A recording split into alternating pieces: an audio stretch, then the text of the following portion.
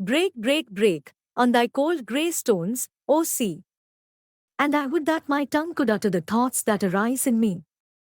Oh well for the fisherman's boy, that he shouts with his sister at play. Oh well for the sailor lad, that he sings in his boat on the bay. And the stately ships go on to their heaven under the hill, but oh for the touch of a vanished hand. And the sound of a voice that is still. Break, break, break, at the foot of thy crags, O sea. But the tender grace of a day that is dead will never come back to me. Break, break, break, by Alfred Lord Tennyson.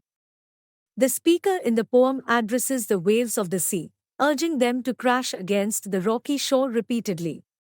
The speaker is captivated by the relentless motion of the waves, which serves as a metaphor for the repetitive thoughts that trouble their mind.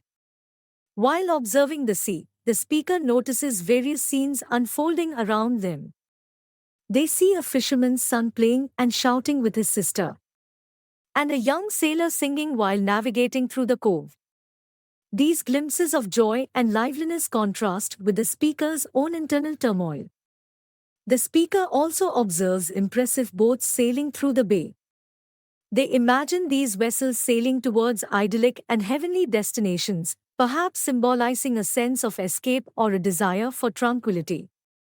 Even the sight of these beautiful ships cannot distract the speaker from the memory of touching the hand of someone who is no longer alive, whose voice has been silenced forever.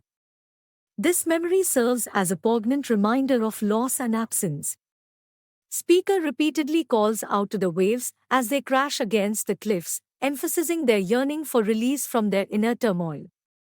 The speaker feels that the carefree happiness of previous days will never return, suggesting a sense of resignation or a belief that their troubles are permanent. The poem captures longing, grief, and a yearning for release from emotional burdens.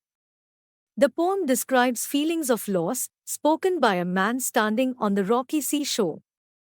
It has a strong biographical connection, containing Tennyson's feelings of melancholy and nostalgia. The suffering felt within the poem is connected to the suffering described in Tennyson's In Memoriam, in that they both describe longing for Tennyson's deceased friend Hallam. This longing is voiced in the third stanza of poem. Break, break, break can be classified as an elegy on the subject of Tennyson's feelings about Hallam. Poem uses a very simple style and describe a scene in minimalistic terms.